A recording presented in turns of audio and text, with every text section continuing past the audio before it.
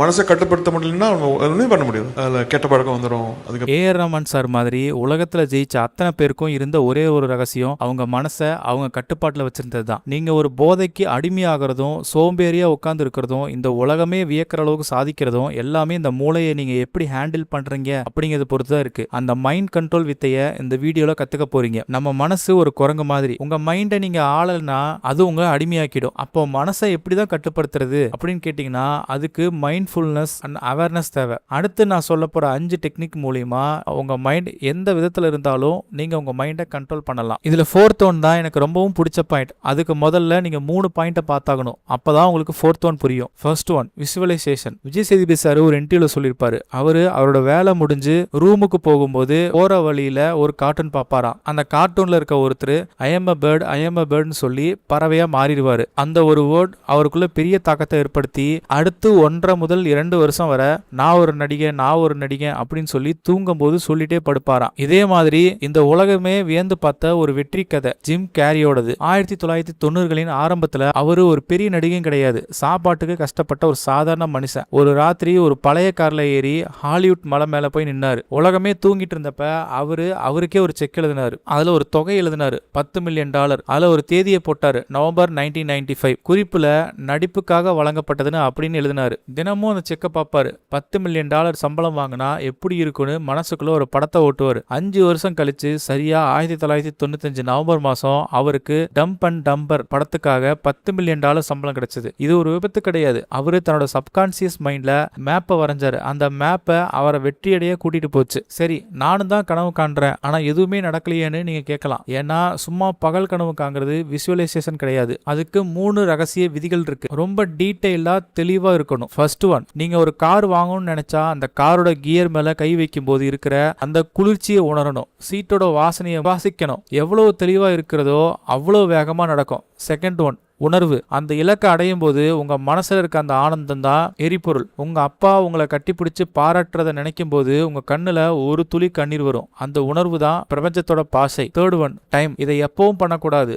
தூங்குறதுக்கு 5 நிமிஷத்துக்கு முன்னாடி பண்ணுங்க. அப்போதான் உங்க மூளை எதுவுமே சொல்லாம நேரா சப்கான்சியஸ் மைண்டுக்கு தகவல் போகும். ஒரு தாஜ்மஹால் உருவாகிறதுக்கு முன்னாடி அது ஒருத்தரோட மனசுல உருவானது. ஒரு ஐபோன் வர்றதுக்கு முன்னாடி ஸ்டீவ் ஜாப்ஸோட கற்பனையில் இருந்தது. இந்த உலகத்துல இருக்கிற அத்தனை பெரிய விஷயங்களும் 2 வாட்டி பிறக்குது.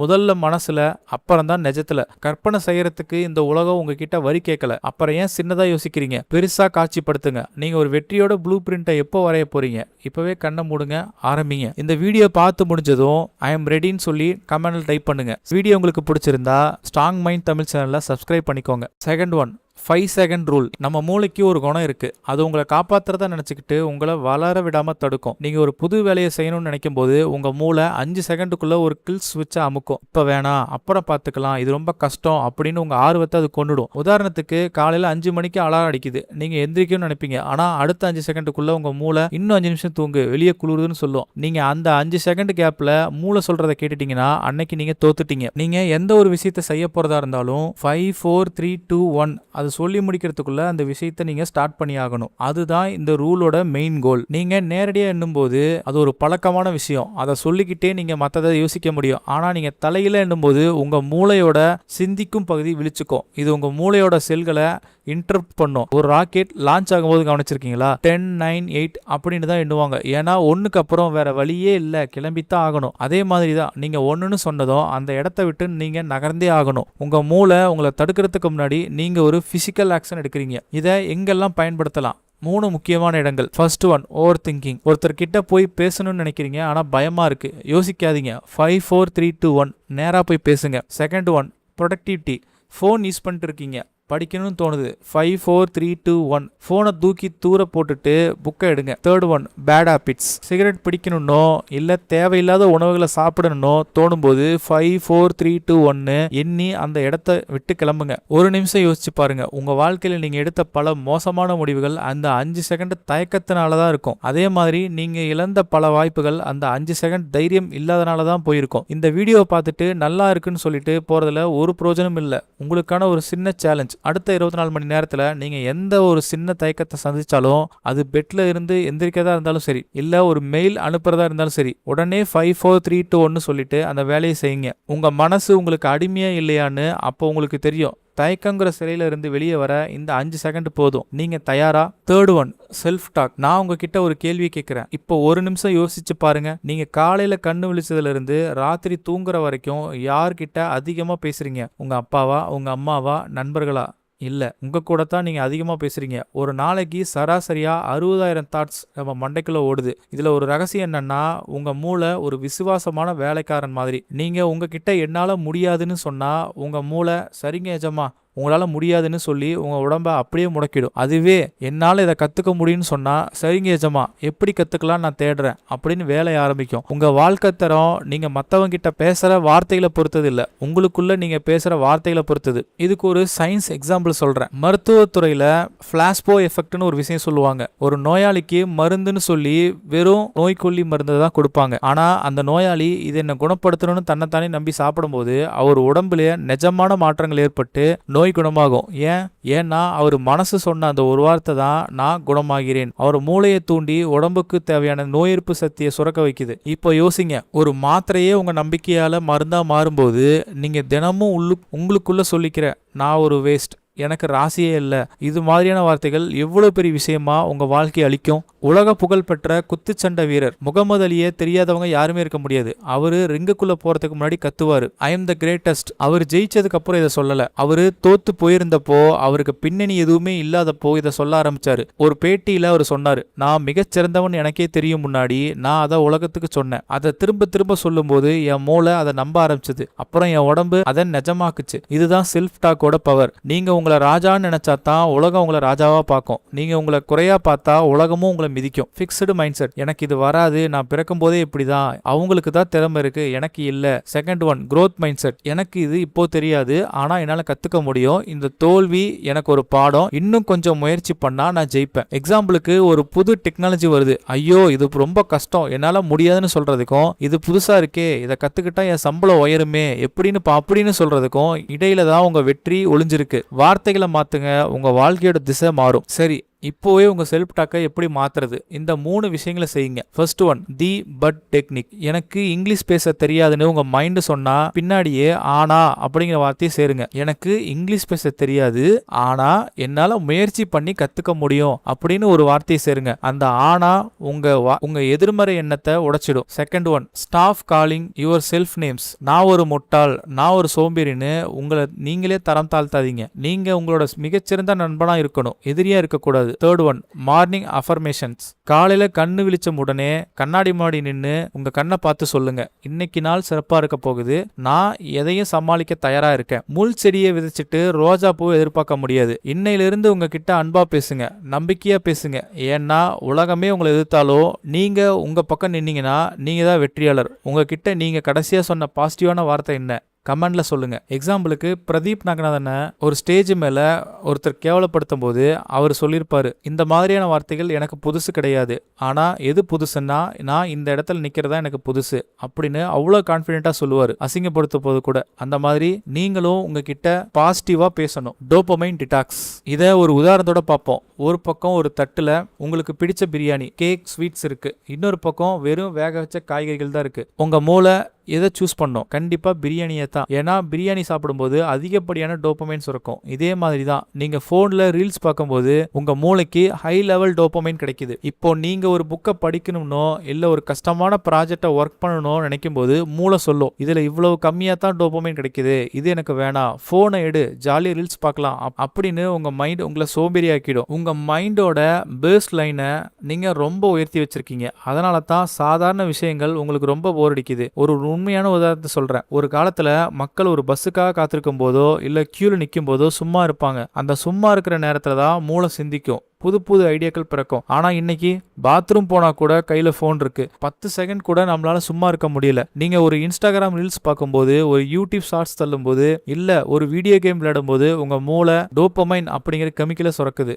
இது உங்களுக்கு தற்காலிக சந்தோஷத்தை கொடுக்கும், ஆனா அது ஒரு ட்ராப். இந்த ட்ராப்ல நீங்க மாட்டிக்கிட்டீங்கன்னா அப்புறம் உங்களால எதுலையுமே கவனம் செலுத்த முடியாது. டோபமைன் டிடாக்ஸ்ங்கிறது வேற ஒண்ணும் இல்ல, உங்க மூளைக்கு நீங்க கொடுக்கிற ரீசெட். எப்படி ஒரு கம்ப்யூட்டர் ஹேங் ஆனா ஒரு ரீஸ்டார்ட் பண்றோமோ அதே மாதிரி உங்க மூளையை ரீஸ்டார்ட் பண்ண பண்ணணும். ஒரு நாள் முழுசா internet, phone, junk food, music இது எதுவுமே இல்லாம சும்மா இருந்து பாருங்க. முதல்ல ரொம்ப போர் அடிக்கும், மண்டை வெடிக்கிற மாதிரி இருக்கும். ஆனா அதுக்கப்புறம் ஒரு சின்ன புக் படிச்சா கூட உங்க மூளை அதை ரசிச்சு படிக்கும். ஞாபக சக்தி இம்ப்ரூவ்மெண்ட் ஆகும். ஞாபகம் வச்சுக்கோங்க, கஷ்டமான வேலையை செய்யும் போதுதான் உங்க மூளை வலிமையாகும். ஜிம்முக்கு போய் வெயிட் தூக்குனாதான் மசில் வளரும். அதே மாதிரிதான் நீங்க உங்க மூளையை கஷ்டப்படுத்தி ஒரு வேலையை செய்யும் போதுதான் அதுக்கு கிடைக்கிற சந்தோஷம் இருக்கே, அது சீப் டோபமைன் கிடையாது, அது அச்சீவ்மெண்ட். அதுதான் உங்களை வெற்றியாளனா மாத்தும். இப்போவே இதை ஆரம்பிக்கிறது எப்படிங்கிறத நான் சொல்றேன். First one, morning no phone rule. காலைல எந்திரிச்ச முதல் 1 மணி நேரம் போனை தொடாதீங்க. Second one, productive boredom. தினமும் 15 நிமிஷம் எதுவுமே செய்யாம ஒரு இடத்துல அமைதியா உட்காருங்க. ஃபோன் இல்லாம, பாட்டு இல்லாம உங்க மூளை யோசிக்கட்டும். Third one, reward system. ஒரு கஷ்டமான வேலையை முடிச்சா மட்டும் ஒரு 10 நிமிஷம் ஃபோன் பாருங்க. வேலையை முடிக்காம போனை தொடாதீங்க. இந்த வீடியோ பார்த்த உடனே ஒரு 10 நிமிஷம் போனை ஆஃப் பண்ணிட்டு அமைதியா உட்காருங்க. உங்களால முடியுமா? நாளைக்கு எக்ஸாம் டெட்லைன் இருக்கும், ஆனா கை தானா ரீல்ஸ் பார்க்கும். தப்பு செய்யறோம், குற்ற உணர்ச்சி வருது, அந்த ஸ்ட்ரெஸ்ஸை மறக்க மறுபடியும் ரீல்ஸ் பார்க்கறோம். இதனால தான் இன்னும் அதிகமா குற்ற உணர்ச்சி வருது. இந்த லூப் தான் ஒரு மனுஷனை சோம்பேறியாவே வச்சிருக்கு. இந்த நிலைமை மாறணும்னா முதல்ல இந்த லூப்பை உடைக்கணும். என்வைரான்மெண்ட், சூழல். ஒரு பாத்திரத்துல நிறைய நண்டுகளை போட்டு வச்சிருந்தா அதுக்கு மூடியே தேவையில்லைன்னு சொல்லுவாங்க. ஏன்னா அது ஒரு நண்டு தப்பிச்சு மேலே ஏற முயற்சி பண்ணும்போது மற்ற நண்டுகள் அதை விடாது, காலை பிடிச்சி கீழே இழுக்கும். இதைத்தான் கிராப் மென்டாலிட்டின்னு சொல்லுவாங்க. நாமளும் ஒரு நண்டு மாதிரி தான். நீங்க மேலே வரணும்னு நினைக்கும் போது இதெல்லாம் உனக்கு எதுக்கு, நீ ஒழுங்கா பழைய மாதிரியே இருன்னு சொல்லி உங்களை சுத்தி இருக்கிற சூழலே உங்களை கீழே இழுக்கும். உங்க மனசை நீங்க எவ்வளவுதான் கண்ட்ரோல் பண்ணாலும் நீங்க ஒரு சாக்கடைக்கு நடுவில் நின்றுக்கிட்டு நான் சந்தன வாசனை அடிக்கணும்னு நினைச்சா அது நடக்காது. உங்க மனசை ஆளணும்னா முதல்ல உங்க சூழலை ஆள கத்துக்கணும். உங்களுக்கு ஒரு ரகசியம் சொல்லட்டுமா? உலகத்துல இருக்கிற பெரிய மியூசிக் டைரக்டர்கள் எல்லாரும் ஏன் ஒரு ஸ்டூடியோ வச்சிருக்காங்கன்னு தெரியுமா? அவங்க வீட்லயே வேலை செய்யலாமே. ஏன்னா அந்த இடத்துக்குள்ள நுழைஞ்சாலே அவங்க மூளைக்கு ஒரு மெசேஜ் போகும், இது வேலை செய்யற இடம், இங்க மத்த சிந்தனைக்கு வேலை இல்லை. உங்க வீட்டுல நீங்க தூங்குற இடத்துல உட்கார்ந்து படிச்சீங்கன்னா கண்டிப்பா தூக்கம் தான் வரும். ஏன்னா அந்த சூழல் உங்க மூளைக்கு தூக்கத்தை தான் ஞாபகப்படுத்தும். உங்க சூழலை சின்ன சின்னதா மாத்துங்க.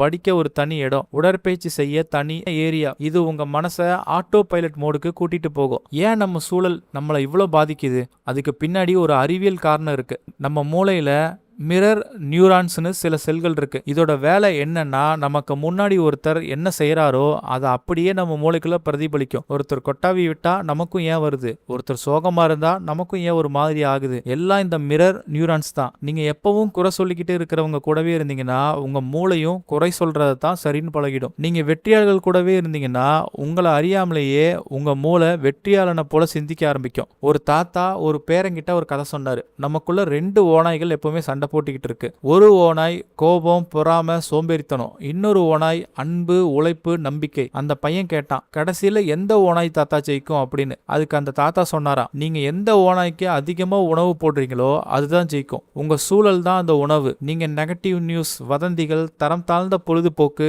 இதையெல்லாம் உங்க சூழல்ல வச்சிருந்தீங்கன்னா நீங்க கெட்ட ஓநாய்க்கு உணவு போடுறீங்க. உங்க மனசு கெட்டு போறதுல எந்த ஆச்சரியமே இல்லை. சரி, இப்போவே இந்த சூழலை எப்படி மாத்தலாம்? 3 ஸ்டெப்ஸ் ஃபாலோ பண்ணுங்க. First one, digital environment cleanup. உங்க சோசியல் மீடியால உங்களை சோம்பேறி ஆக்குற, உங்களுக்கு பொறாமையை தூண்டுற அக்கௌண்ட்ஸ்களை இப்போவே அன்ஃபாலோ பண்ணுங்க. உங்களுக்கு அறிவை தர விஷயங்களை மட்டும் ஃபாலோ பண்ணுங்க. Second one, the dryness and charges. உங்களை சுத்தி இருக்கிறவங்களை கவனிங்க. சில பேர் கூட பேசினா எனர்ஜி குறையும், சில பேர் கூட பேசினா எனர்ஜி ஏறும். யார் கூட பேசினா எனர்ஜி ஏறுதோ அவங்க கூட அதிகமா நேரம் செலவிடுங்க. Third one, visual கியூஸ்.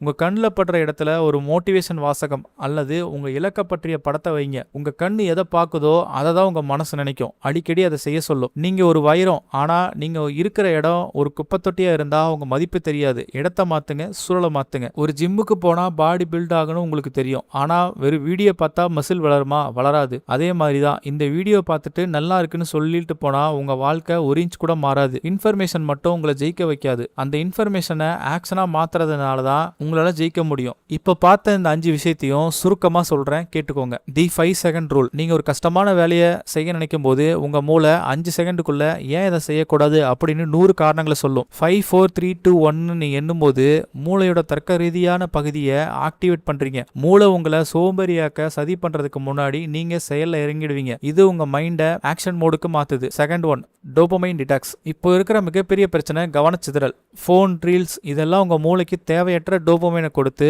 உங்களை ஒரு போதைக்கு அடிமையானவன் போல மாத்திடுது. நீங்க டிடாக்ஸ் பண்ணும்போது உங்க மூளையோட பேஸ் லைனை ரீசெட் பண்றீங்க.